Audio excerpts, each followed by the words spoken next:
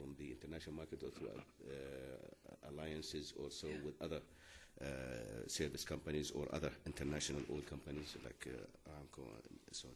The other one was what are the main difficulties that Norway face regarding women employment and women work in the oil and gas sector? Because you mentioned that in your lecture. What are the main difficulties that you are facing? And I got the third one. What's the fourth one? The fourth one was on water on nuclear energy.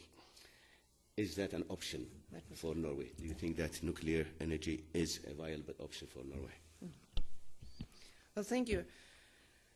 Yes, in terms of our continental shelf and the use of foreign people and foreign companies, all the major oil companies, not all, there's one in this country which is not there, but many of the major oil companies around the world are found on our continental shelf. And we have encouraged them to come. We have been fairly strict with them, but they are there, and we are very happy that they are there. We have had a very strict distinction between what was the government role in terms of oil and gas and what's the role of the companies. بالنسبة لي هناك دوران هامان. الدور الأول تلعبه الشركات العالمية في مجال استخدام استخراج النفط واستخدامه، كما أن هناك مجهودات حكومية أيضا. فالمجهودات الحكومية يقوم بها النرويجيون. When it comes to, I'll move around a little bit on these questions. When it comes to nuclear, we are very firm that we do not want nuclear power plants in Norway. The present government is very firm on that. And I really see no reason why we should, because we have plenty of other energy resources. But of course, I note that the nuclear discussion is rising, it's increasing in the international community. And it's a big discussion going on within the European Union. Our almost neighbors, the Finns, are focusing heavily on nuclear.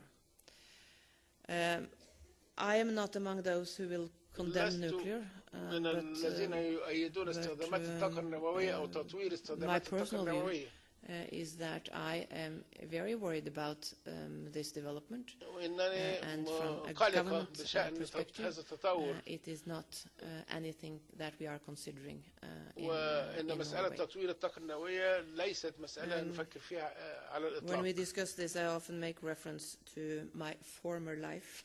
In my former life, I worked with the Foreign Service, and I also had the pleasure of working with issues related to nuclear waste in northwestern Russia, which is very challenging. And after that experience, I must admit, I'm very reluctant personally when it comes to nuclear.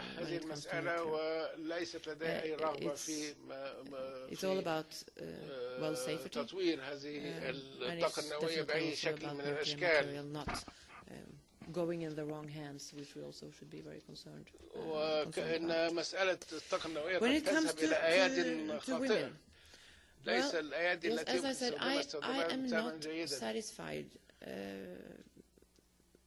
with the fact that we only have 20% women working in the energy sector. Your second question was related to the physical side, the physical difference between men and women. Well, yes, I recognize that there are certain tasks that men are better suited to do than women. But there are so many jobs within the energy sector where it doesn't matter how strong or how fit you are. So there is room for plenty or more women within that sector in Norway. I am I don't have the answer to your question why there are not more. Because if I had that, I would have done something to it. But this is what I'm trying to find out. And that's also why I will have a dialogue, the next meeting coming up, I think, on March 7 with some of these ladies to try to understand what are the mechanisms. But of course, in Norway, we have come, in my view, then, far in the sense that there are many women working, approximately as many as men. In the political system, it's a good mix of men and women. Where we really have the challenges is within the boards of the bigger companies. And that is where we have to do more promotional work in the time to come. We are regulated to some extent. Maybe more should be done. Yeah. Thank you, Faisal. I will take some written question. This question,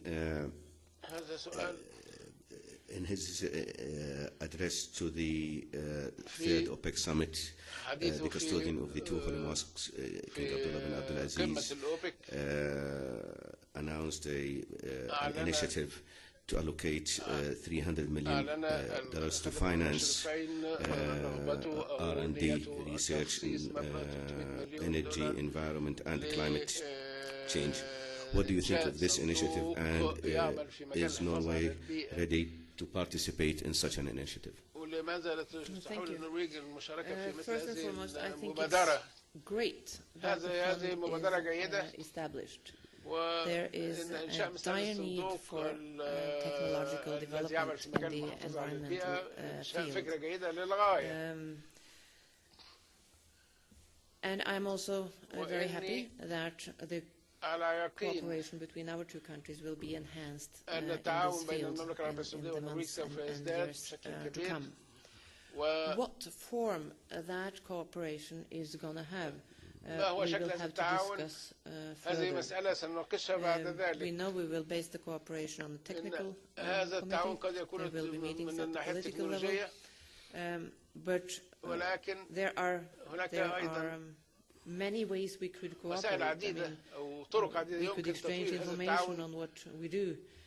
That's a very simple way of cooperation.